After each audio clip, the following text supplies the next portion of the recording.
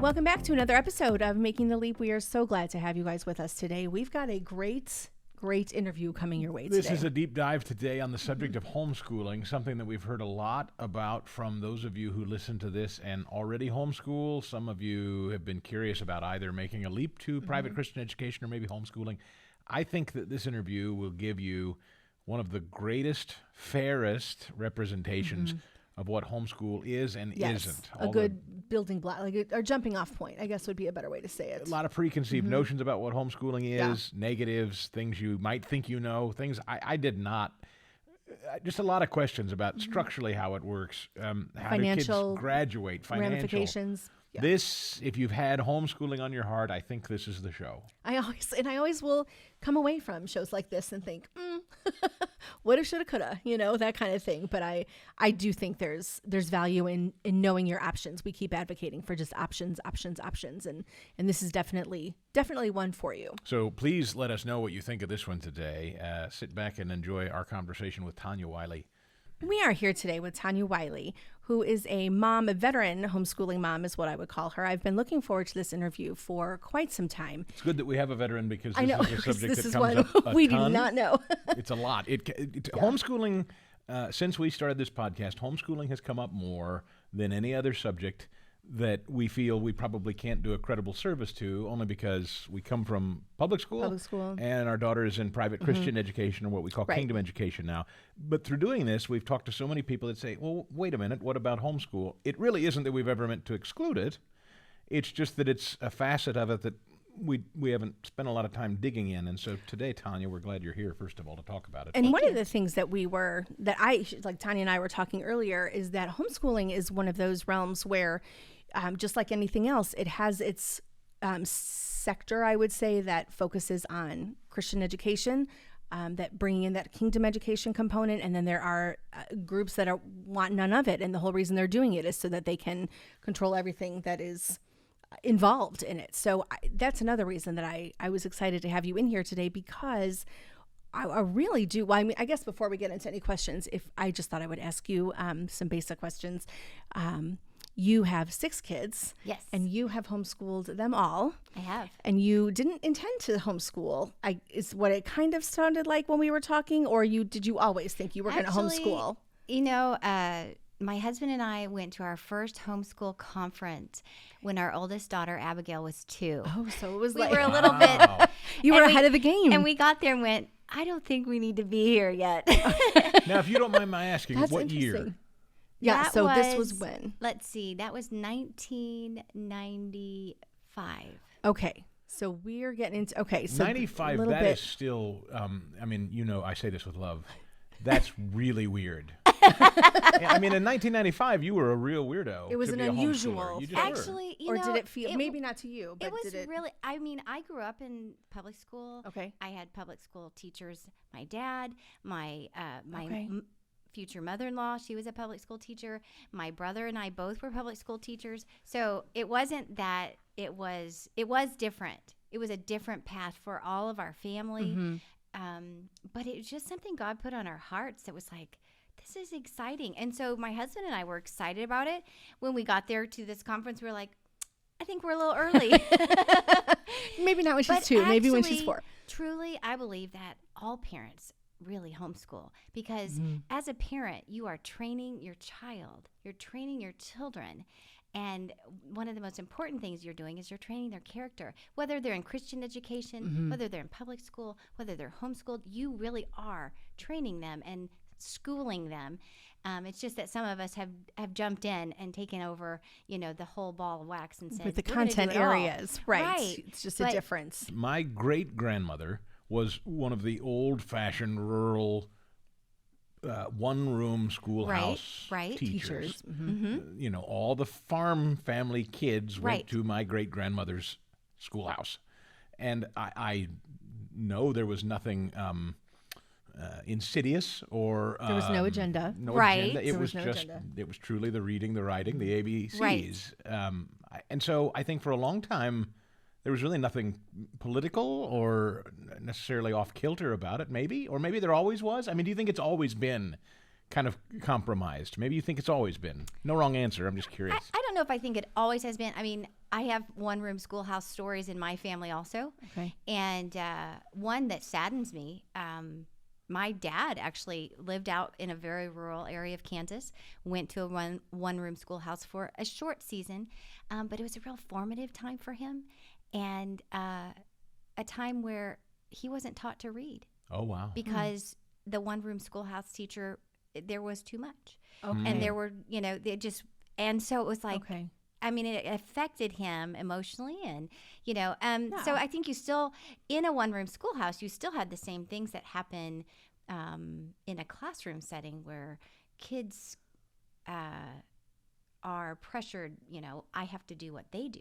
Okay. I have to read like they read. I have to be able to do what that person's doing, instead of how God made them to learn, how God made them to thrive and to be the person that they're supposed to be, and how they learn. So because you're still pulling in 4, 5, 6 different families with different viewpoints, different beliefs, different circumstances. The water heater broke, or the stressful morning, or and then those kids come to school all together, even if it's in a one room versus what we have today.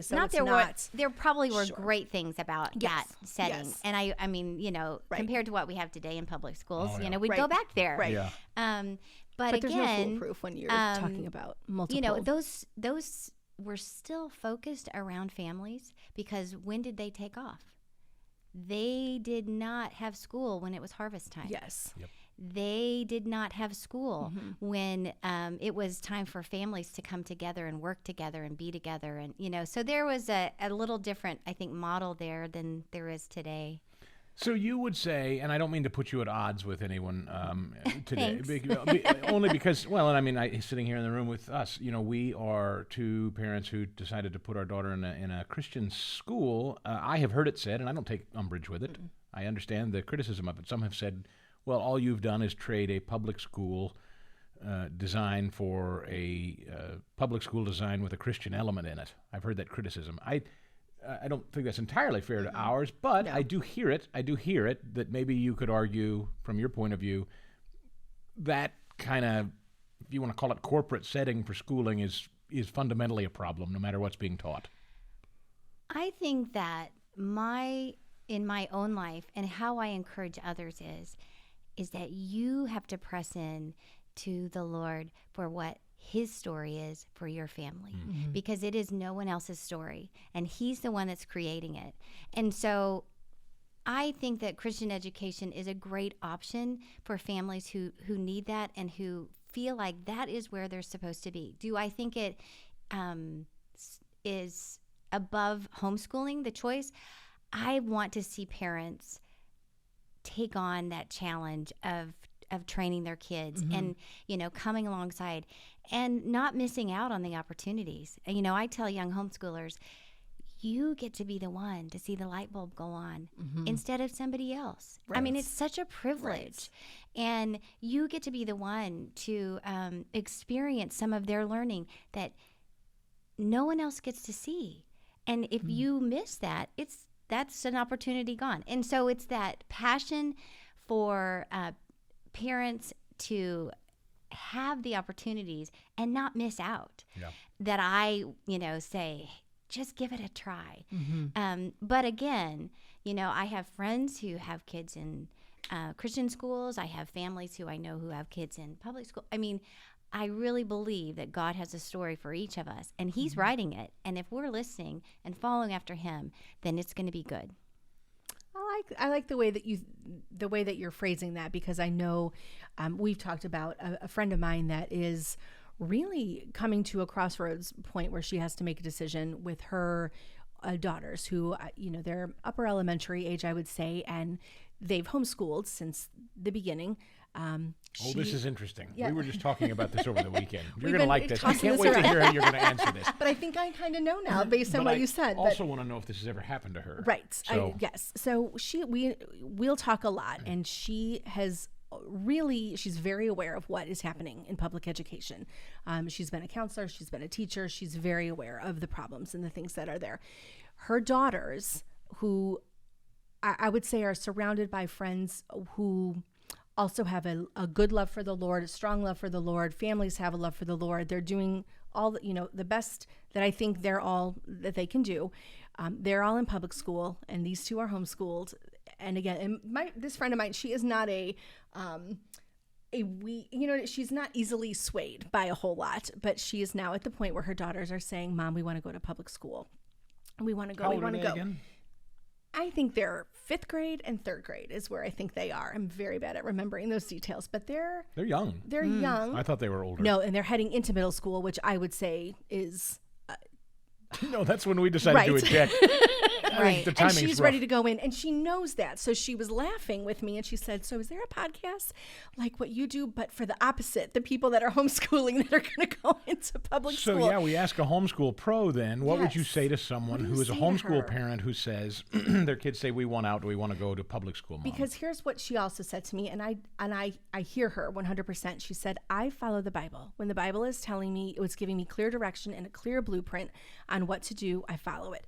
She said, "It's not in the Bible to homeschool per se. Yes, you're responsible for your children's education. I know there's a lot of places in there that you can look," but she said it's not a delineated, here's what you do. Right. Here's the box. Check it off. Right. Homeschool and here. her kids are looking at public school as this beacon. We get to see our friends, and we're going to be fine. We know it. And she told him, she said, there's a side of our society that wants you, and they're going to want to pull you from me. She's very aware. So I told her, I said, I'm talking. That's the question. I want to Did know. that happen to you? Did that happen to me? Did one of my children say, "I want to go to homeschool," Right. or "I want to go to Or public how do you school"? handle? Right. What would be your thoughts?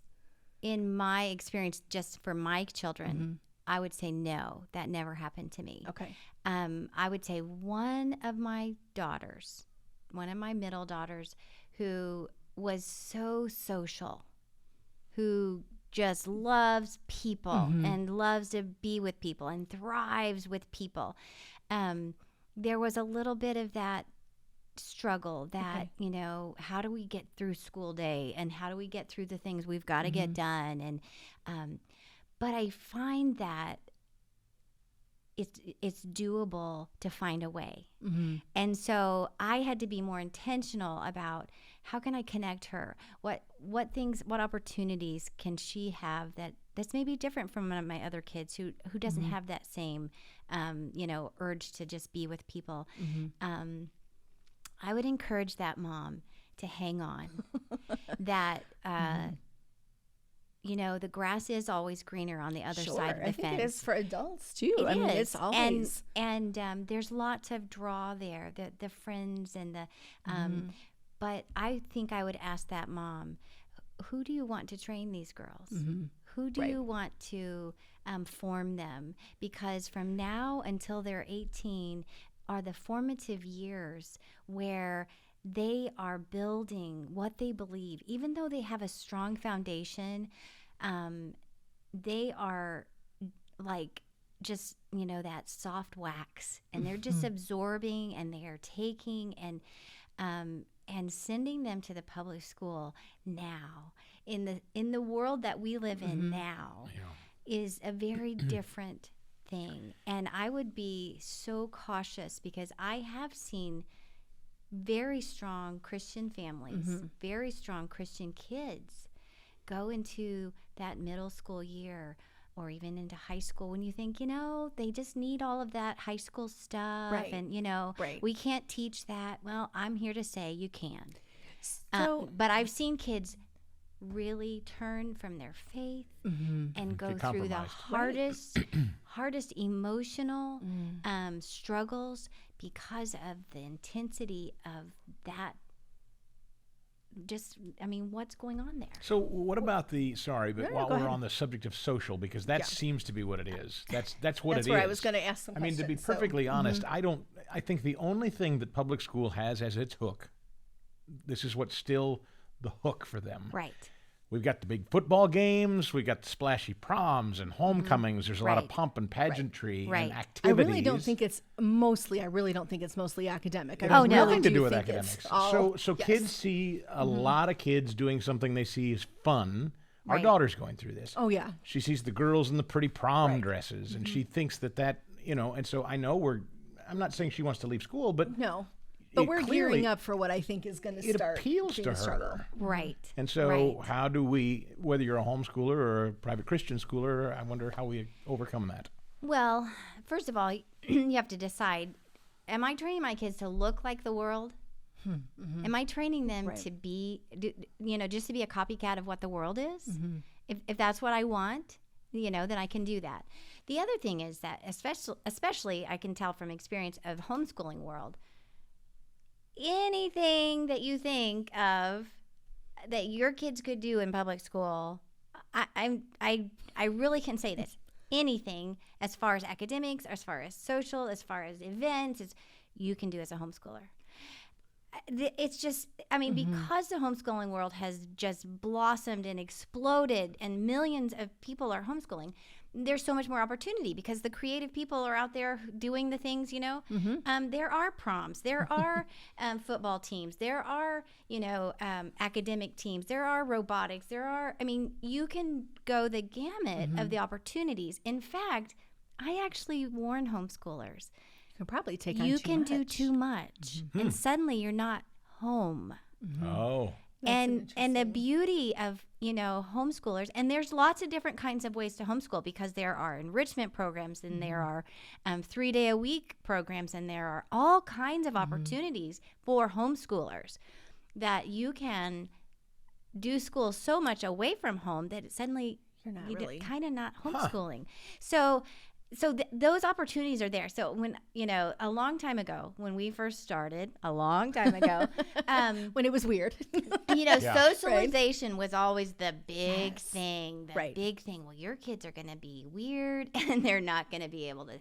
And I look at people and say, do you want your kids to learn their social skills from their peers? Yeah. And when my husband and I went to that conference those many, many years ago when our daughter was 2, what impressed us was the students who were there serving as pages, as, all the different ways in a conference that they'd serve. We were like, wow, those kids have got it together, and I can remember I don't know how many times I've heard, well, your kids are not afraid to talk to adults. Your kids are, very capable of carrying on a conversation and, just all the things that that socialization would imply that they're not going to be able to do. They're going to be this oddball that doesn't know how to talk so kind of, that is, I don't even bring that up anymore. Right. I think because that there's has been so dispelled. much available for homeschoolers. So it's really the opposite now. That's not an issue anymore. Now it's just a matter of I think now getting there's too busy. so much to pick from that you don't know. Well, yeah. that's great. Well, and like when we talked about homeschooling periodically throughout the years, and I would start pulling things up, and I thought we can, you can do the Charlotte Mason way. You can do this way. You can pull in classical, Christian. You can do all these things. And it was so overwhelming that I think it almost made me just kind of step back and say, no, there's so much room for error that I don't want to make that leap, so to speak. I don't want to do that because I might really screw something up. And then as the kids get older, I start thinking about the history, which I could probably do, but the math, the science, those kinds of things that always overwhelmed me. So how do you, as we sit here encouraging parents to think about, especially these middle and high school parents that know what they're looking at is not what they want for their kids. Right. What avenues would you suggest to them? What's advice that you could give them? Because I know what my sons are doing in high school, and that is not my forte. Right. Yeah, I'm terrible at science, or I'm terrible at math. How do you approach there's no that? possible way I could teach it, people say. Here's what I say to people. Do you know how to read? Right. Yeah. If you can read, you can teach your kid anything. You can. I promise. As I look skeptically. I Are promise. You sure? No, yes. I believe you. I have two students of mine, my kids, who have graduated from college. One of my oldest daughter went to the White House as an intern. That's amazing. God can do whatever he wants. Mm-hmm. those two kids, my oldest two, which was, my breaking ground, learning, getting into high school and everything. That's true. Those are your oldest. Yeah. I am a communications major. I am a person who loves to share and talk and creative, and you talk math and science, and I'm like, Yeah. And you know what? We did high school chemistry together. Wow. Together, the three of us. There are programs out, and this is a while ago, that, are incredible as far as the material they have, the help they have, the teacher help, and, it keeps getting easier and easier, actually. Okay. But I didn't even take chemistry in high school because of a lot of different reasons. And so I was like, how can I teach chemistry? Yeah. You know what? We just plowed through it. We just read. We just, if we didn't understand something, thankfully, my husband is a math wizard. Okay. And so I could always go, honey, I don't understand what a mole is. Right. Please explain this to me. So you weren't afraid to learn alongside. No, and that's the beauty of it. Yeah. I ask people, okay, let me ask you, Christine, what do you remember from 7th grade? From your experience in 7th grade. Right? What do you remember? I usually start younger. Yeah. I usually start in elementary school when people are saying, I'm afraid to homeschool because I'll mess it up and I'll have the gaps and I won't be able to cover all the material or blah, blah, blah, Yeah. What do you remember? Okay. I mean, we can pull up somebody you sat by in science class, and you can remember a teacher, maybe somebody you got in trouble with, or, those kinds of experiences. How many of us can pull up what we learned? Right? No, that's true. And so what I encourage is that if you can teach your kids to love learning, which is not being taught in school, if you can teach your kids to love to learn, they can learn anything. And then high school is not hard. Actually, it gets easier because your kids become independent and they are learning. My high schooler is doing school right now as we speak. She was finishing her geometry when I left. And she'll check in with me. We have a devotional time in the morning. It's so sweet. I only have one student. I'm kind of like, wow, this is so cool. Yes, because it's your But last. it's so That's sweet, funny. and I don't want to miss anything. I don't want to miss the opportunities I have with her.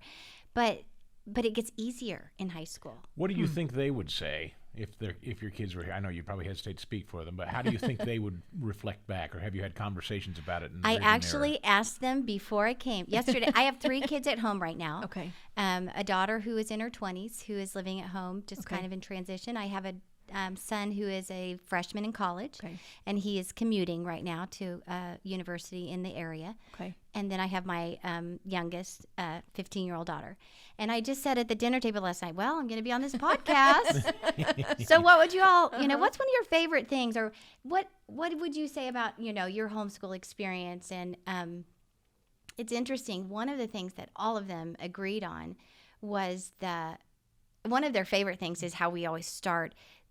Love of learning is there's a curriculum that I recommend to every homeschooler, and it's called 5 in a Row. Okay. And it's a literature based. You can start it from pre-K, go all the way almost to 6th grade, and it's just based on learning to love a story and then taking things out of that story and learning from it. Okay. It's wonderful, and it's so inexpensive. Anyone can afford it. You can get books from the library, and you can teach your children to learn to love, to learn. And it's beautiful. So it's actually was written by a family in the Kansas City area. So it's based in the Kansas City area. Oh, that's so neat. anyway, all of them, that is one of their favorite things, was learning from 5 in a Row, from reading books together with mom on the couch. Okay. And they have these sweet memories. So that was probably number one. The other thing was, 2 things. My youngest daughter was thrilled to get to be friends with all of her siblings because they were home. So she's 15. My oldest daughter is 29. They're still close because she was not gone to public school, not gone in high school and available and a part of, And so there's a real special thing that happens in families when you have that time. What would you, So the other, I guess, well, with moving kids to private school or homeschooling thing, if you're homeschooling or if you're moving to different arenas, there is going to be some kind of a sacrifice financially. There's going to be something that is another stumbling block. I would say the social piece is one of the stumbling blocks. The financial piece is the other. When I hear people say, in order for me to stay home, I have to, give up my income. We have to figure out how to do that. Nothing is without sacrifice. You're always going to have to give up something to get something. I think everybody understands that, but weighing those costs, what would you say to a parent who is trying to figure out, obviously, I think they see the benefits are huge, but trying to figure out how to go from a 2-income to a 1-income family if they were to make that decision to stay home, to be, if being a side hustle, so to speak, is not possible. Right. What do you tell them? Well, there's a lot of ways. One, God is your provider. And if his story is for you to homeschool, he will make a way and he will provide. Which is key. He will make a way. It's not he about will make a way. us trying to figure out a way. It's right. him. He Yes. does. But there are a lot of savings to homeschooling. Which I don't know that people would understand. I have heard a lot from my sister, so I do hear bits and pieces of it. But what do you mean by that? What are some of the savings, would you say? You don't have to go out every day. You don't have to buy work clothes every day. You don't have to have your kids dressed a certain way. Yes, the joke of, homeschoolers, oh, I get to go to school in my pajamas. My son looked at me and said, I never went to school in my pajamas, I'm sorry, I don't mean to jump all over. I want to stay on that. But that is the part of the regiment? You get up every day? We start on a time? In my homeschool, yes, we did have a start time. Was it flexible? Yes. If we were out late the night before for a family thing and we needed to start a little later, or somebody wasn't feeling good and they started, at 10 instead of, because I always wanted my kids to have time together, we always started with the school devotions. Simple, just being in the Word, just being together and, praying together and starting our day that way. I distracted us, so I don't want to do that because here's what I'd like to do is you please continue to answer that question about affordability, and then I want to get into what does a day in homeschooling look like. So, okay, affordability. So, the money that we spend on travel and on daycares if we have young kids and on clothes and on all the things that go with that, there really is a big savings there. Sure. Financially. Okay. Yes, there are sacrifices. You will never regret it, though. Right. You just won't. I always do think about what are you giving up for what you get. Like, of course, what you're getting is, like you said, time with your student, with your kids. I guess referring to them as your students, but getting that time, seeing, like you said, those light bulb moments. I remember when the kids were little and they were going to daycare. We were both working. I was going to teach, and they were both working. And I'd, come pick them up, and our daycare provider would be like, "Oh, Will did so and so," and I was like, oh, and I missed it. I think the only thing I was happy about was she helped me with the toilet training a little bit.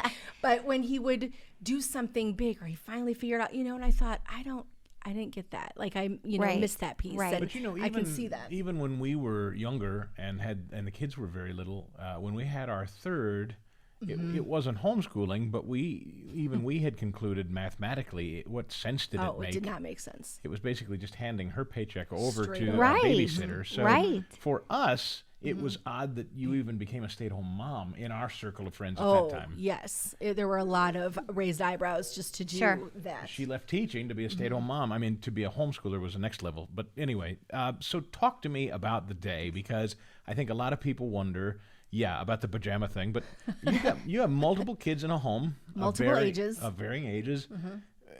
Are they all seated together? Is it herding cats? Is there an order to it? It sounds chaotic to somebody that doesn't understand it. Okay, so again, I will go back to that whole thing I said, your story is your story. Sure. So and I really recommend to homeschool moms, don't compare. My school doesn't have to look like your school because we're not bringing public school home. Okay, we're the light bulb moment, teaching.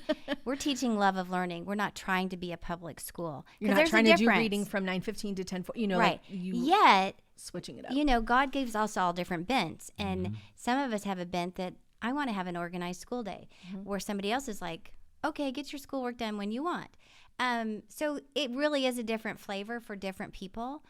My personal thing is I like to have the kids, get started at a certain time. You have a time to get up and get your breakfast and, start your day. And then I would like everybody we were blessed when the Lord gave us a farm out in the middle of Bonner Springs, Kansas, out in the country.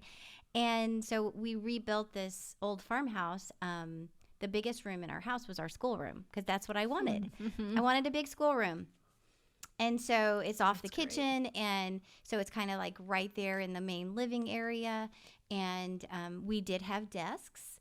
So because I wanted everybody to have their own space. I had 6 kids. I wanted them to all have a place where they could just have their stuff and they could work on their own. But then we always had a big table where a lot of them ended up working, together. Are you teaching them all at once? So it depends on the subject, and it depends on your methods. So a lot of people, there are unit studies where you can teach a topic, say history. A lot of times during history, I could have 4 kids. I could have a high schooler, a middle schooler, and an elementary schooler, and then a little person who just is learning because they're just getting the overflow. And I could read out loud a history book, a history lesson, a history novel. And the high schooler might be writing a paper about it, and the middle schooler might be, doing some extra research on it, and the elementary student might just be listening. But you can do it that way where you can include everyone. I was blessed where my kids kind of came in pairs, and so my older 2 schooled together on a lot of topics, and my middle 2 schooled together on a lot of topics, and my younger 2 did. And so, they kind of had a lab partner or whatever, and that's nice, but it's not necessary. But if you had 2 or 3 that were 6 years apart, do you think you would be teaching them individually? So yeah, I would probably say this student's going to be working independently. That's the awesome thing about homeschooling is it teaches kids to work independently. This student, math was never a subject that we taught with everybody.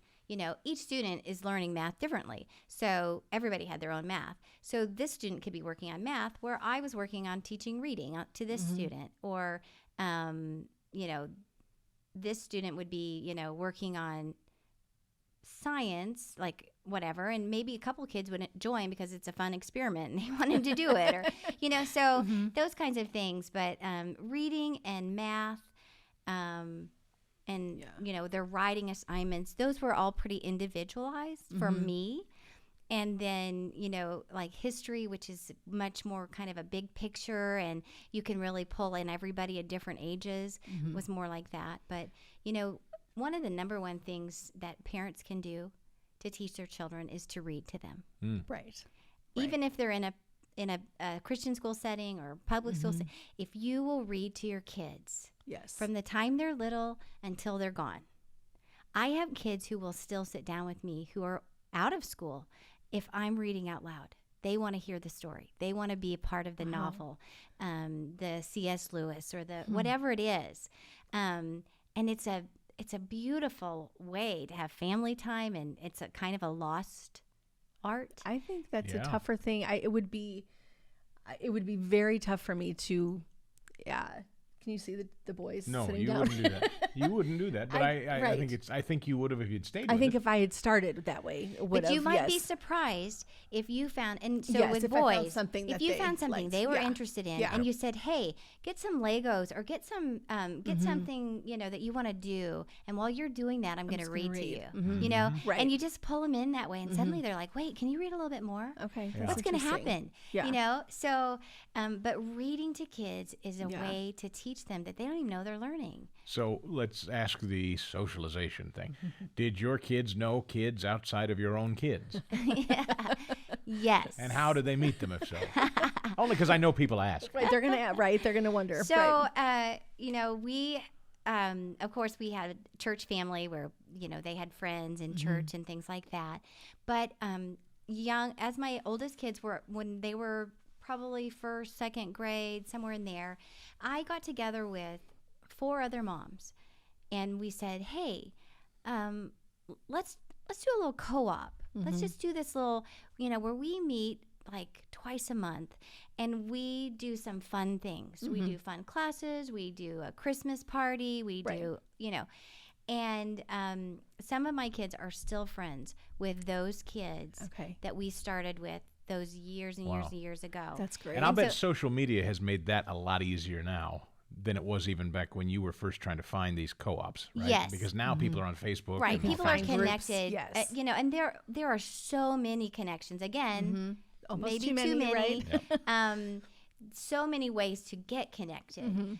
But I just encouraged a young homeschool mom not too long, just like 2 weeks ago, who was kind of working through some hard things in her homeschool and with a co-op and everything. I'm like, you know what?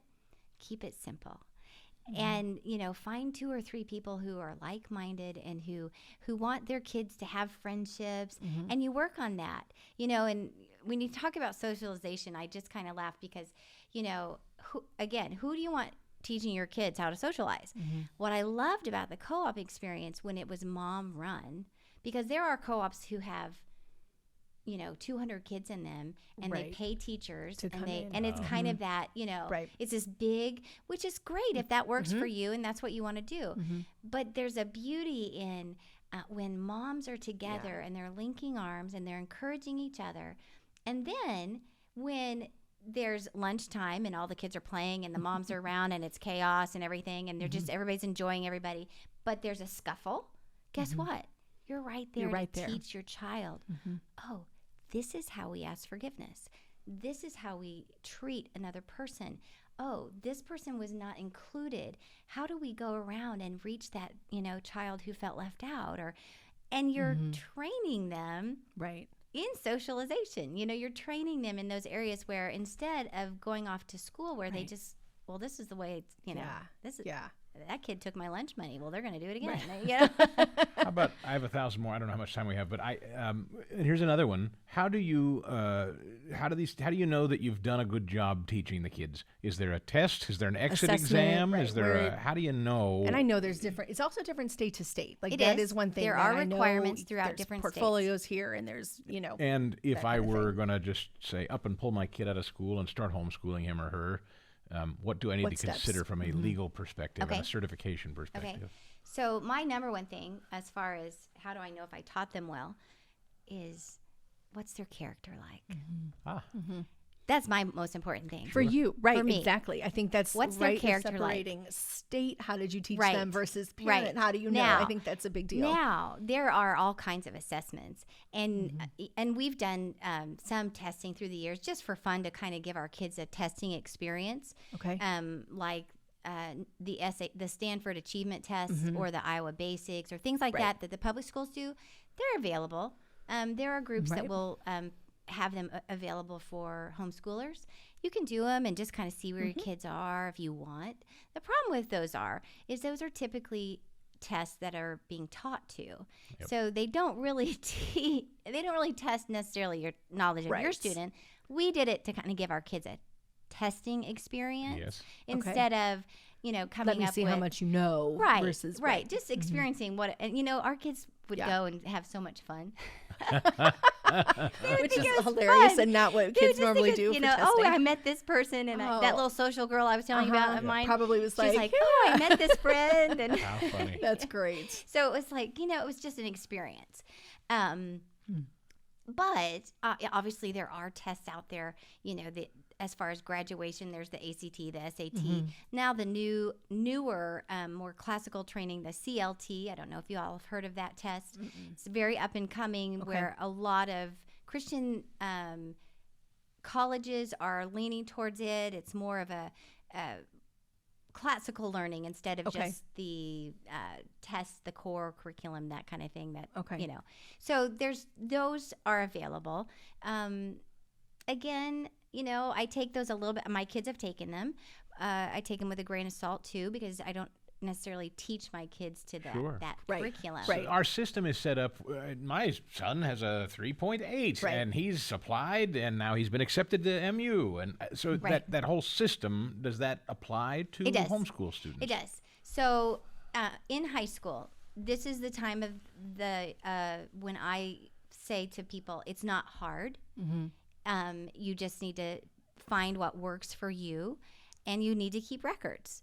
And so you start giving your kids credit. You start grading their work in a more of an academic way. I don't really think you need to do that before that time period. Before high school. Right. As far as grades and everything, you can. You know, because I was a journalism major, I always graded my kids' writing. And I always gave them a grade. Now, I didn't necessarily say, okay, you got an A in English or whatever when they were in, 6th grade. Right. Okay. But 7th and 8th grade, then we started math, science, and writing. Those were things that you started seeing. Okay, this is how I'm doing academically as far as grades go. Do you have any evidence that colleges weigh for or against, or in any way, I don't want to say hostile, maybe that's not the word. Or maybe more welcoming. Welcoming. I mean, what is the attitude, do you think, in academia out there to homeschooling kids that have come up and going into higher ed? Many colleges are finding that homeschool students make great college students because they know how to learn independently. They can get up and go to class and they they know how to work. And so they are sought after. They really are. Which is a really good point for parents to think about, because you're not leaving it all in the hands of somebody else. As they're coming, we keep talking about these ages 14 to 18. This is big, and then we're saying, okay, you're an adult. Only they're really not an adult as they head out, And I think that's a really great question and something to think about. Rumors. I think just we are so accustomed to a system. The kids come up through a system. They get a score. They're evaluated. They test. They get admitted. There's this system, right? And you're basically telling me that system's not necessary to do the same, to get the same achievements. Well, yeah. And so in high school, I do keep a transcript. Okay. It is so simple. I'm not kidding. But now I have I have 2 college graduates. I have a third that is in college, so never had any questions about my transcripts. It's That's a Word really document interesting that looks to me. official. I didn't think about that. So you make a document and you submit it the way we will submit something from a high school. Right. And my husband signs it as the principal. I sign it as the teacher. That is the best thing I've ever heard. Yeah. I love that. And so, it's very doable. Do you ever have anybody call you up to verify it? No. Never. Wow. No. Now, I have had a time when we were trying to get insurance break for good grades. Okay. And I actually, the insurance was like, well, you have to have blah, blah, blah. And we're like, okay. So we've all been a part of Midwest Parent Educators, which is a great organization in the Kansas City metro and kind of surrounding areas, supporting homeschoolers for the last 30 years. I mean, it's been around a long time. Okay. A great organization to get help, find connection, find support. They put on the homeschool conference here in the area every year and bring in speakers, bring in hundreds of vendors. What you said about being overwhelmed about curriculum is true. Right. So many options. Yeah. But anyway, the president, I knew him, and I was like, hey, I need a verification. He just wrote me a little letter. That's and like, awesome. Here you go. But I love that because it speaks to there are ways to meet these needs that are, a required thing from someone somewhere. We could talk about this all day. I will ask you this, though. Will you expect or hope or pray or what about your own grandchildren someday? Will they, if one of your kids says, Mom, I don't think I'm up to homeschooling. I think it's off to private school or public school for them. You'd say what? My heart is to see them homeschool. Okay. Yeah. And I think that most of them, that's their desire. And, to see the benefits that they have had and to see the relationships that they have and the things that they can't ever get, that they will always have that they wouldn't have had. I think that they will see that. I do have a grandbaby right now. Oh, you do? She's all right. 1. I love that. Like it's like you can light up over that. Oh my gosh, that's fun. How about men versus women, That's boys fun. versus girls? Your sons, and how many dads do the homeschooling versus moms? I think we traditionally think of them as moms. Would your boys be homeschoolers, or would they marry women who would homeschool? I think it just kind of depends on who has more the gifting. And I have a dear friend who homeschools, and her husband stays home, and she is a college professor. Okay. And so she still takes part in the school, but he does the majority of it, and it works for their family. Yeah. So again, it goes back to that whole thing about what's good for you and your story, not somebody else's, and finding that. I think that's such a message that needs to be there doesn't have to be a way to do through. it. Right. There isn't Right. I think what we know, what we see is public school is failing in many, many ways right now. So I think that is a correct message. However, I think to say this can look however you want it to look, as long as you know that you're, I think, prayerfully considering your options in front of you. Can you think screw that's it a up? huge message. Can you screw it up? Do you know anybody that's not done it well? Personally, do I know anybody that's not done it well? No. Has the media put people out there? I don't believe necessarily that those were honest to goodness homeschoolers. Okay. Yeah. When you get those stories and they get publicized. I believe that Philippians 1:6 has your answer.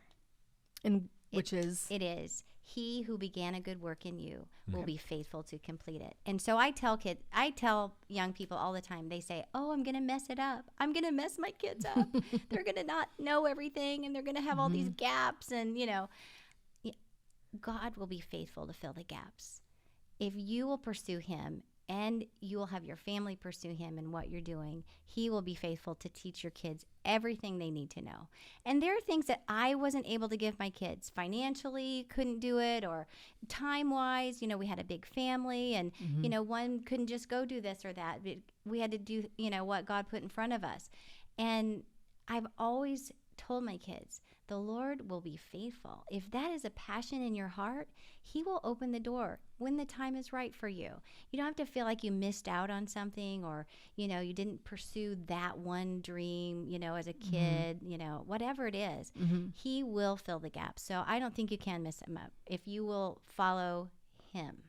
Fantastic. Well, Tonya, thank you so much for doing this today with us. I've been looking forward to it. I already have a mental list of people that I'm going to be sending this one right off to, because I think it is an encouragement that people need to trust themselves, trust God above all else when they're coming to there's so many these myths decisions about it, clearly, so many misunderstandings about it, so many assumptions about it, and you've so cogently explained them away to me. We appreciate it. Thank you again. You are so welcome. It is my pleasure. And I will say, to any homeschooler, you will never look back and say, boy, I'm really sad I spent all that time with my kids. Amen. It's worth it. So thank you for having me. It's been a pleasure. Well, that was just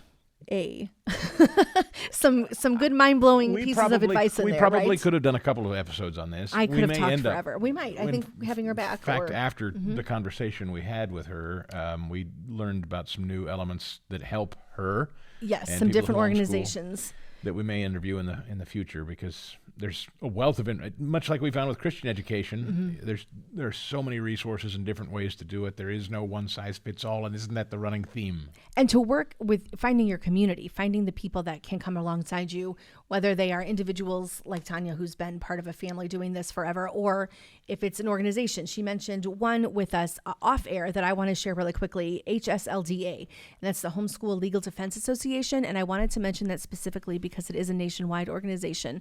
And she said if you go into a website for it and put in your state, that will give you some steps to go ahead and get started along this path. If you're just kind of like, what do I do? Where do I go? So that one is a national one that I wanted to make sure that I specifically reference. But I'm so glad that she shared just that message of leaning in to prayer and to God first and foremost, because he knows you best. He knows your family best. He knows what is needed best. And that is what it's really all about when you're talking about kingdom education. Putting him at the center and having those other pieces come together, I think, is most important. Leave a comment, if you will, in the comment section of the podcast. If you're an Apple iTunes user, Spotify, give it a 5-star rating. I hope you will. I know you homeschoolers will have loved this conversation in particular.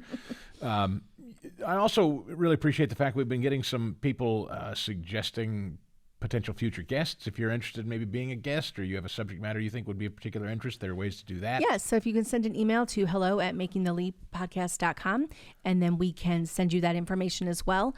That is something that you can submit a form, send us, who you're thinking of, what you're thinking of, and we can take it from there. That's a great way to do it. Share this podcast with other people that you think might benefit. We so appreciate it. The downloads have been tremendous. We've had great support. We track that stuff, and thanks to you for your support in making this show and this podcast something that I hope is a resource for people who are considering a change. And now more than ever, Absolutely. I think millions of parents are. So there's another offering to you from Homeschooling. So again, Twitter, Facebook, Instagram, Yep. right? Making the Leap Podcast. Search us up. Twitter is a little bit different, but if you're looking at us or looking for us on Instagram and Facebook at Making the Leap Podcast is the best way to go ahead and access that. And we will see you next time right here.